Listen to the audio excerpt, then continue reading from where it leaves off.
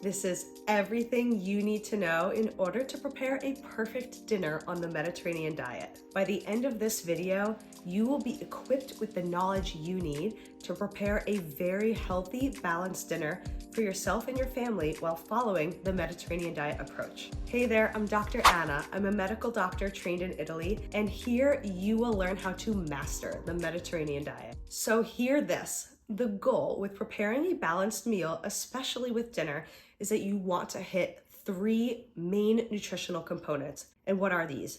Healthy fat, fiber, and protein. And why these 3 things? Well, it just so happens that all 3 of these help ease our digestion, which means it slows it down, that allows our body enough time to absorb all of the nutrition from our food. And not only that, it will allow our blood sugar to get slowly higher after we eat a meal and then slowly go back down, rather than spiking and crashing quickly, which is not so good for our health. A reminder, we are meant to eat food, not nutrients. So it's important to think about what is going to aid our digestion more than just getting enough vitamins and minerals from our meals. And by the way, if you're finding this video useful so far, and if you're already learning something new, I want you to hit that subscribe button and click the bell notification on so that you don't miss any important information that you need to master this diet. All right, what are the foods that we want to target when creating a very healthy and balanced dinner on the Mediterranean diet? I want us to simplify in our minds thinking about 3 main food groups to incorporate this diet. And these are going to be vegetables, whole grains, and our source of protein.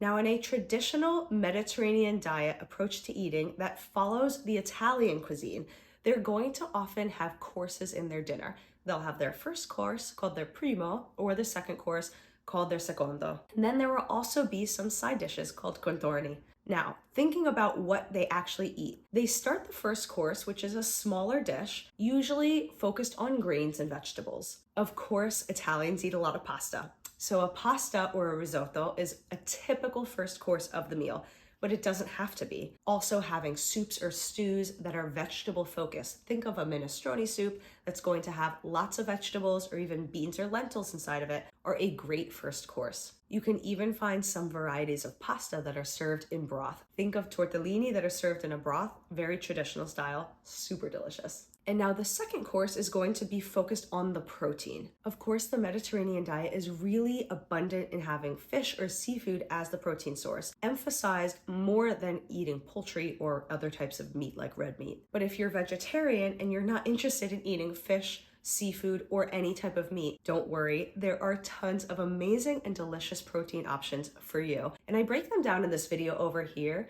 where I go through a Mediterranean diet vegetarian version so that you can know exactly what to eat and what to think about to meet your health needs following the Mediterranean diet without eating fish or meat. And now the third group of food is the vegetable. Now vegetables, I mentioned, can be served in the first course. For example, in the Italian cuisine, often the vegetable is served as a side dish with the second course. So you'll get your main protein, whether it's a fish or a meat or some other kind of protein like egg, and then you'll have a vegetable either on the side or incorporated into it. I like this approach to eating because it's very simple and easy to replicate. And now you might be wondering, what if you're going out to eat at a restaurant or eating at somebody else's house and you're with friends or family and you're thinking about following the Mediterranean diet approach to eating, but you're looking at a menu? Well, I'm still going to encourage the same approach. I want you to look at a restaurant menu, focusing on making sure whatever you order has 3 of these main components of food. It has a vegetable,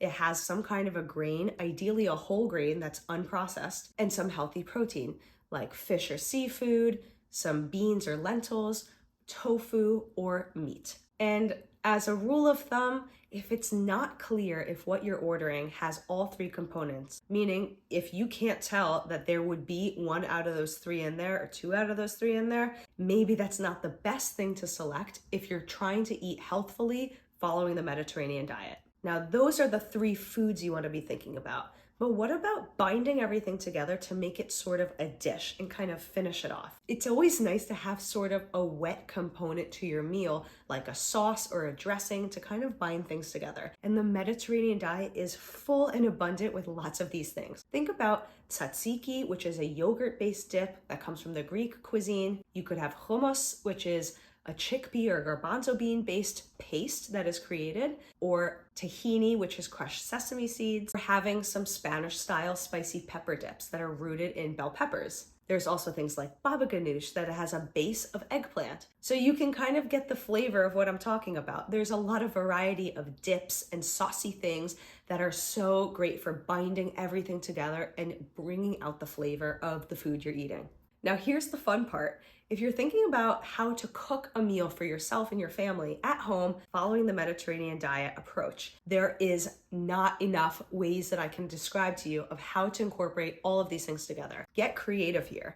You can have separate courses like I talked about with the Italian style, where you can bind everything together and make a bowl. You could pick two of these things and combine them together. Maybe you're making a soup or a stew. Maybe you want to make a casserole or a lasagna. See if you can incorporate all three of these things, the whole grains, the vegetables, and your protein source, into whatever you're making, and have a lot of fun with it. Experiment, try new things. You will be surprised at how simple this can be. And then don't forget about things that are appropriate for the season that we're in. So if it's summertime, you want to be grilling outside, grill your meat or vegetables or fish all together. Without even realizing it, you are going to be meeting all of your nutritional needs that ease digestion, because having vegetables, healthy grains, healthy protein sources is all going to help you meet your needs for the healthy fats, the fiber, and the protein. And now notice what is not a core component of a healthy and balanced dinner on the Mediterranean diet. Well, it's not dairy, sweets, or highly processed foods. These are not completely to be avoided at all costs,